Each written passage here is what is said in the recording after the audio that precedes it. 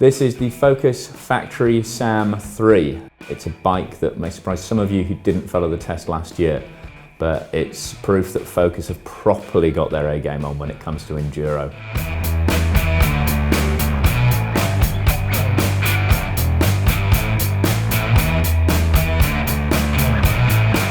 It's the slackest angle bike here in terms of steering angle. It's low, it's long, and if you've been following geometry trends recently, you'll know that that is exactly where you want to be for confident, high-speed handling out on the trail. It's a proven platform coming into its second year. Like I say, the geometry is sorted from the start. There's a big bar on there, there's a short stem, so you're steering with the kind of dimensions you want to be steering with, and you're steering with a pike fork, neatly colour matched to the rest of the bike in sort of NATO Air Defence grey with the orange highlights.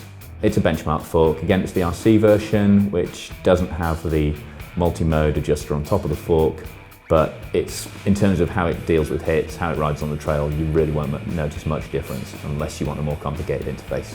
SRAM also provide the 1x11 transmission. Good to see alloy cranks on a bike of this type. You know, carbon's bling, but it doesn't always handle the rocks as well, cosmetically or in terms of impact, as an alloy setup can. And if you're going to put weight anywhere on a bike, low down and in the centre, as any pro roadie will tell you, is where to stick that mass.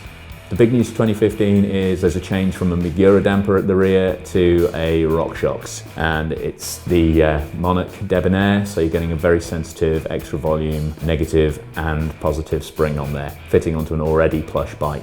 The one downside of the Debonair is it's the cheaper version with just the single compression change setting on it, so you're not getting a trail mode, which is something that would be good to be able to kill a little of the pedalling bob that the sensitive shock is prone to without fully locking it out. At the moment, you just kind of basically have an on-off switch on there. It's also a little progressive, so if you find you're pushing through a lot of the travel on other Focuses we're running as long-termers, we've actually added volume spacers in there, and it brings the shock up a little higher in its stroke. You are still getting Magura on there in the shape of the new MT5 4-pot brakes, which are the most powerful brakes we've ever had on a dyno. When we've done independent brake testing, these things stop like no other, and that includes Saint. It takes a bit of getting used to on the trail because the power comes on early and it comes on firm. But you know, solid brakes, if you're looking to hack off a lot of speed, which is something the Focus tends to achieve very, very easily, very quickly, the Maguras are a pretty solid brake to have on there. This is a stoppy bike as much as it is as a bike that likes to get going and carry a lot of speed down the trail. Helping with that, you've got a Reverb stealth post, fully integrated routing, and all the control cables just sit neatly on the left-hand side of the head tube in a plastic entry point there.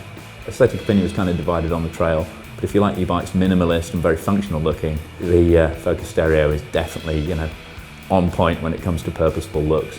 While the Continental tyres, they're using a new compound which is a lot grippier than previously. It's a much more predictable tyre, and the large volume gives more comfort and gives impact protection up to a point. They were unfortunately the only tyre that we systematically punctured every Continental tyre we had on test. So if you're riding in rocky terrain, and you know, again, it's a bike that tends to iron out the terrain, so you may not be aware of just how fast and how sharp what you're riding is over. You may want to fit either heavier duty tubes or a heavier duty tyre. But certainly another very impressive overall performance from Focus and a very gravity orientated mix that maybe wasn't what you were expecting from someone who's better known for their road and cross bikes, but you know, for the second year running, they're right up there in the rankings for Trail Bike of the Year, and that's good to see.